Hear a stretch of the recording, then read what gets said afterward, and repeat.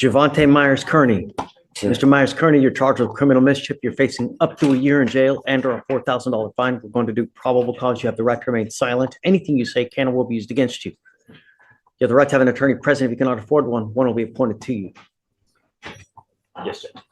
On October 10th, 2024, the officer was dispatched to an assault in progress in Harris County, Texas. The officer made contact with the complainant. The complainant stated the defendant, her ex-boyfriend, damaged her motor vehicle. The complainant stated she was in an argument with 3 different girls through text, and the defendant did not like that and got very upset.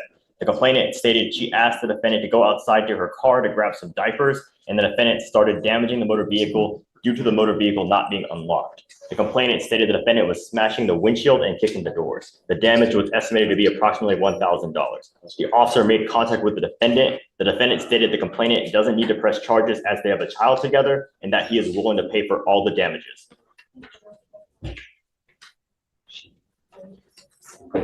2019, burglar of a motor vehicle. 2022, evading arrest. 22, unlawful carrying of a weapon. 24, ag assault, possession of marijuana. I'm talking to you. Yes, sir. Possession of marijuana, another ag assault, another evading arrest, possession of a substance in a possession of a prohibited substance in a correctional facility, a fugitive case, and now a criminal mischief.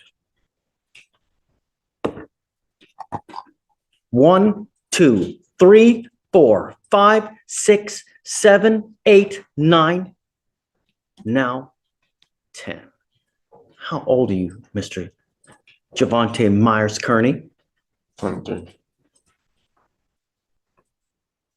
10 cases and you're 23 years old. I'm sending you for a drug test right now because I want to know what, if anything, is in your system. You must come right back after that drug test. If you fail to go to the drug test, if you fail to come back, I'm going to make your bond so high. Do you understand? You are not to have any contact with the complaining witness in this case, not to be in possession of any weapons, or go within 500 feet of. Your Honor, just so the court's aware, he's currently on probation out of Lumpkin County as well What? for engaging in organized criminal activity.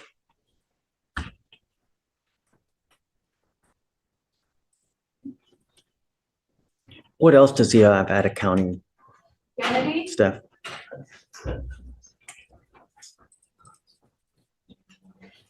This is your right now, Your Honor. Judge, it looks like he had some juvenile history out of Fort Bend for theft. So that's how much? Okay, so there's 11, 12 for the engaging case. What else?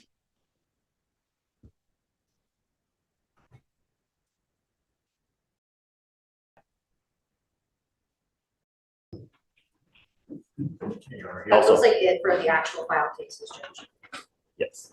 Well, because there was also a theft of a firearm in Angleton as well as 13, a theft of a firearm out of Galveston. 14, 23 years old and 14 cases. You're on probation for a 3rd-degree felony, and now you've picked up a criminal mischief.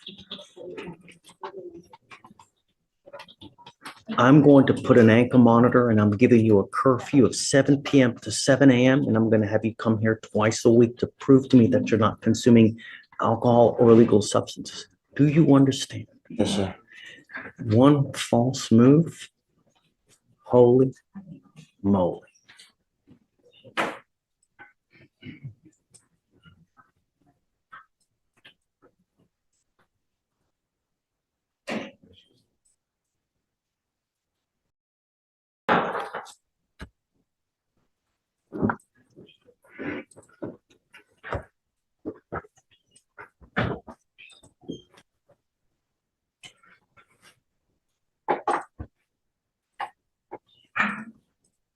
So let's send him for a drug test right now. And then Mr. Myers-Kearney, do Do you know how hard this life is without money? Do you have any clue? Sir. Don't. Because you have no clue. You don't care about your future. But just wait. You've got 14 cases on your background now.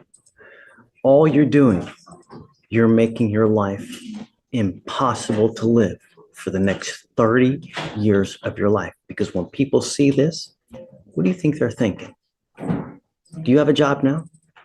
Yes, sir. I work for my phone. It's just temporary job though. Just Doing what? I answer dealing with the voting right now. People that doing the voting. I just answer the call, see if they voting. Answer a couple questions that's on my little list. Ask them a couple questions that's on my little You're list. working for? It's just my my brother's girlfriend. Her name Ebony. She worked at this it's called. I can bring all the paperwork. I can show you everything about it. I just forgot the name of it. But I worked through her. This is a temp job for her. Like I basically her assistant, just answering her phone by people that's voting, writing their name down, stuff, giving the information to her so she can file it. And I can bring all the information for you though, just to verify and show you what I actually do. Then I actually had a job working as a temp for Danny's group. If you ever knew what that was, at Igloo out there, Katy. Igloo, just work at that company. Did you graduate from high school? No, sir, I got my GED though. I'm working to get my GED right now in my West House. No. I asked you if you graduated from high school. Yes or no? Yes, sir. Did you get your GED? We're getting it now. I'm in the process of it right now. We are going to work on that together right now.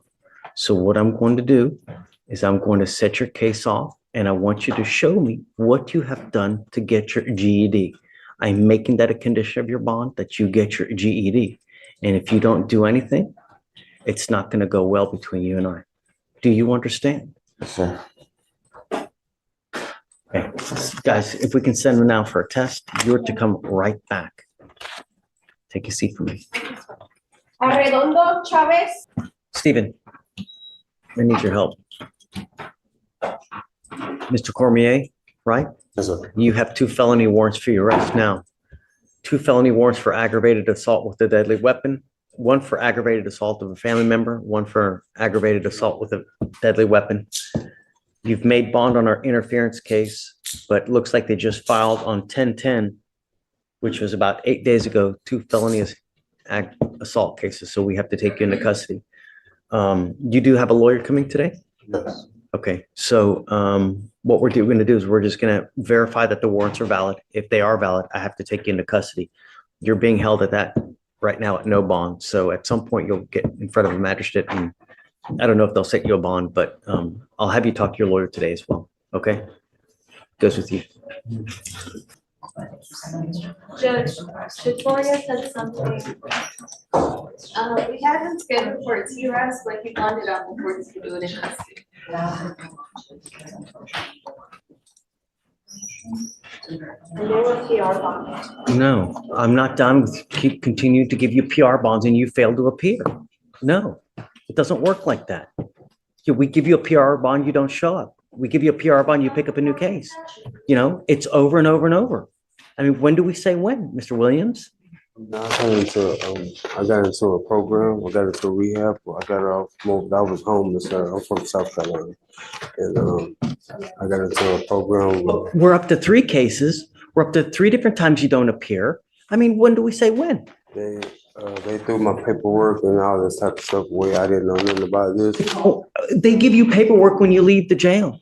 They held my property, sir, and I came up here to get my property over like 10 times, and they sent me to another HPD or something. Always someone else's fault. Always someone else's fault. I went back and forth, sir.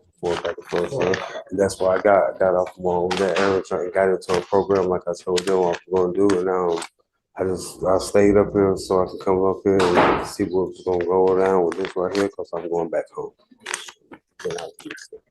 What rehab are you trying to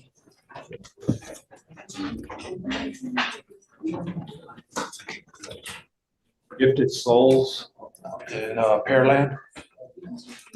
You just give me a piece of paper? I've been in there a whole week. I didn't want to just walk up to you and give it to you, but But this isn't a paper, this is just information about the program. yes, sir. I've been in a whole week. So let's do this. Take a seat for me in the jury box. I'm gonna get a hold of your lawyer. I Because, don't have a lawyer. yes, you do. We appointed you a lawyer. You have a lawyer, Mr. Brooker. So, I don't want to do anything until we talk with your lawyer to figure out where we're gonna go. But, so just take a seat for me in the jury box. I'm gonna get a hold of your lawyer. We'll see how we go forward. Judge, I figured you want an update on Kenneth Williams. Here's something Judge Fleischer does really well. He doesn't immediately assume someone's lying, but he also doesn't take claims at face value.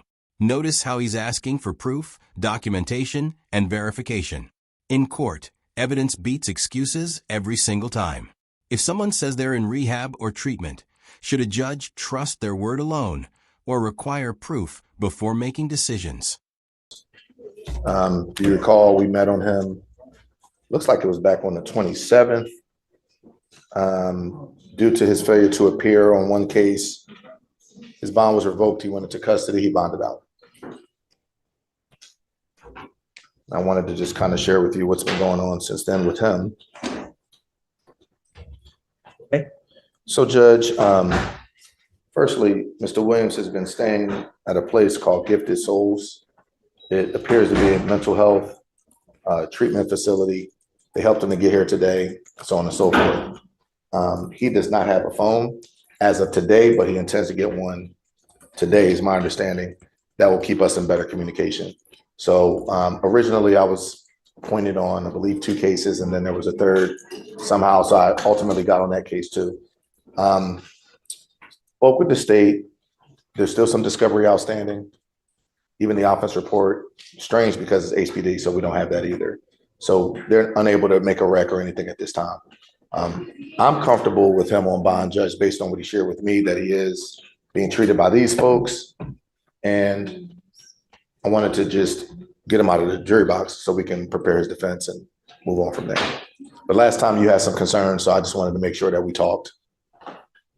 We let him out, he picks up cases, and then he doesn't show up. I mean, he's here today, but I guess we should be thankful for that. But I mean, it's just, how do I know he's doing what he's doing? You know, He said he would, and he did. what I'd like to do is I want to send him for a drug test to know if he's clean. And then, if he's clean, we'll continue bond. If he's not, then figure out where to go. Well, what I do know is that he was treated for, apparently he sustained some injuries while in jail, bad injuries. Went to Methodist. So I would imagine anything that you would find would be something that would be prescribed. Come up, Mr. Wiggins. They're not going to do a prescription for cocaine or meth, though. Understood. Yeah, sir. And just also to share with you, Yes, sir. this appears to be a mental health treatment and addiction therapy facility where he's staying now. Card. Just for knowledge for you. Ultimately, that's a card. Yeah. There's no proof of admittance. You could be pulling the wool over my eyes. I have no idea, Mr. Williams. All I know is that you've got 3 open cases and you continually fail to appear. Yet they see fit to continue to give you PR bonds. It's not going to happen again. If you fail to appear on me again, even if they give you a PR bond, I'm going to put you right back in. Yes, sir.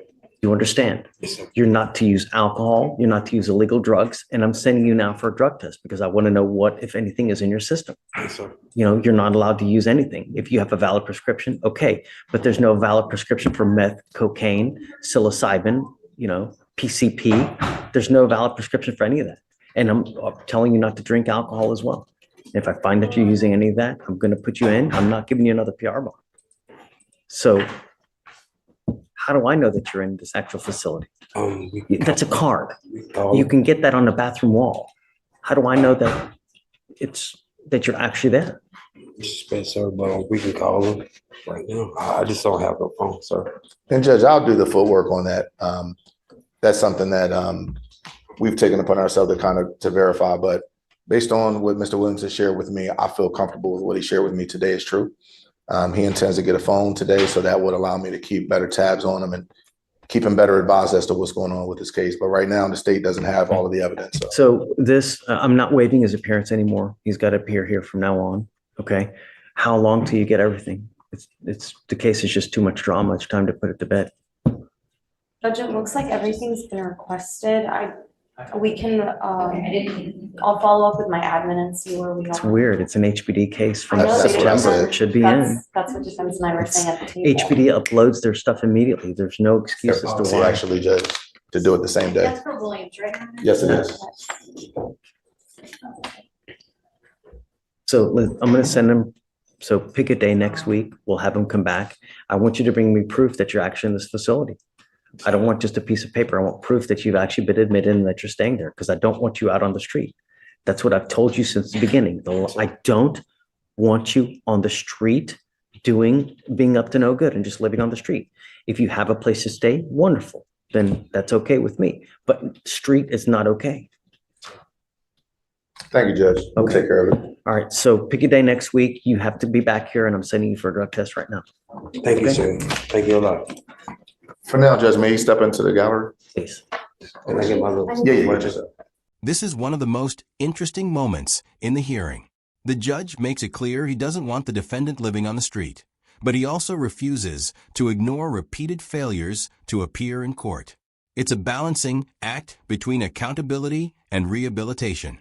And that's what makes these courtroom moments so fascinating.